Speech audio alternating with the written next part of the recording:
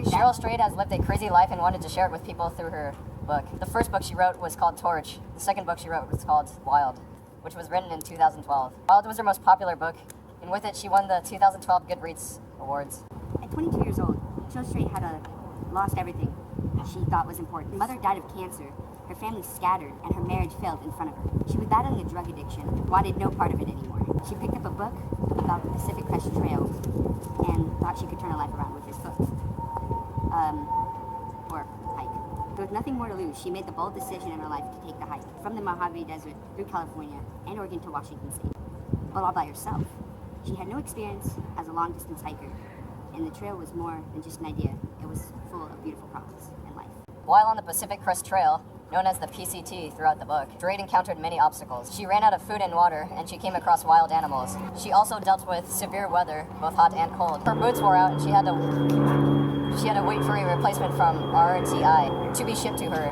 On top of all the physical trials, she had to deal with the death of her mother and the divorce of her husband along the way. We recommend this memoir book despite all of the affairs, domestic violence, and life-threatening choices.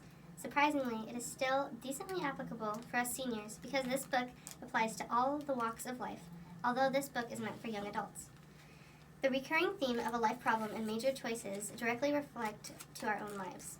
Not that we've all experienced drugs, violence, or loss, but because we all have problems and we all have goals, and in between, we all have struggles and difficult choices.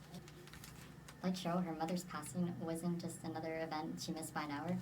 It affected her thoughts and it made her realize she's more dependent on her mother than she thought she is. A quote from the book is that, "It was me, Cheryl, who would have killed her, Cheryl's mother, again and again and again. She commanded me to do it, and each time I would get down on my knees and cry, begging her not to make me bend them, but in the end she would not relent.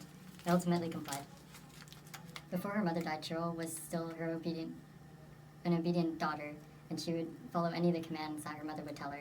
So after her death without her mother, Cheryl ends up becoming a junkie and divorcing her husband. Without her mother, her life was unraveled. She thought she had it set, but in the end, her life degraded as her mother died.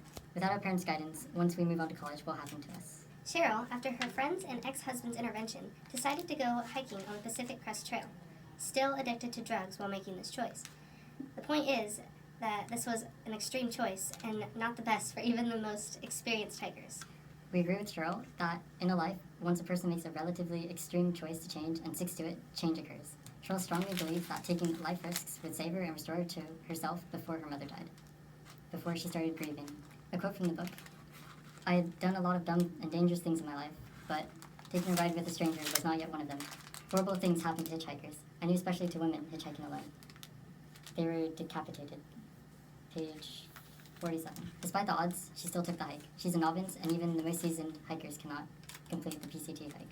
This book is all about the challenges, increasing the odds and risk in order to make change in our own life. Likewise, in our own life, extremes are inherently what move us along in our journey of struggles we all shared called life.